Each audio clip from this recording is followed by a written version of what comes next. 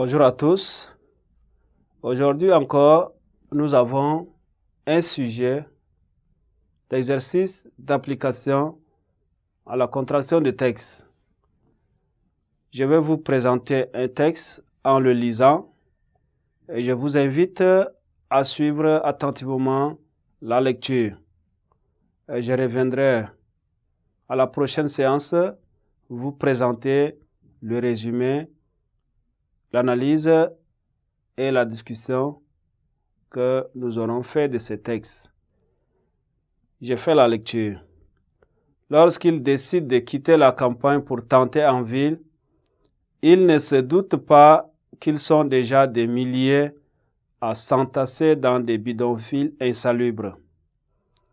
Ils traînent derrière eux comme un boulet leurs nombreux enfants.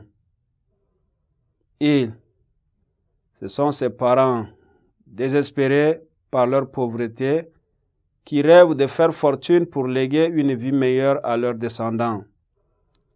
Les enfants, tout comme leurs aînés, ont leur rêve: devenir footballeurs, basketteurs, coureurs automobiles ou plus simplement médecins. Contrairement à ce qui se passe en Europe, lorsque les jeunes de ces pays-là sortent dans la rue, ce n'est pas pour manifester. Leur problème à eux, c'est de trouver de quoi se nourrir. En effet, ils ont quitté leur famille, ne vont pas à l'école et dorment dans la rue. En somme, ils sont livrés à eux-mêmes. Gagner de l'argent n'est pas chose facile pour un gosse dans de telles circonstances.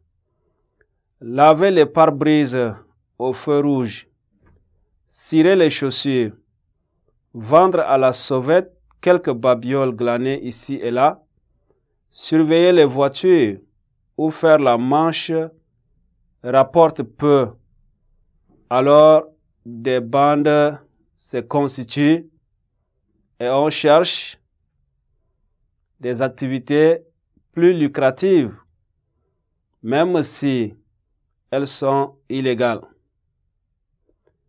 On accuse souvent ces bandes d'enfants des pires maux de la société. À Bogota et à Rio, par exemple, les escadrons de la mort se sont organisés pour débarrasser la ville de ces parasites qui font fuir les touristes. Alors, un peu partout, les organisations humanitaires, des simples citoyens et des institutions religieuses de secourir les cas les plus désespérés.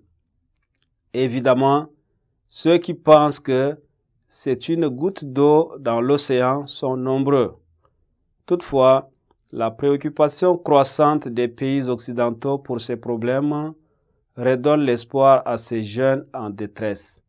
C'était un texte de Mario Balouli, tiré de Diagonale, numéro 33, février 1995. Voilà, c'est tout pour la lecture.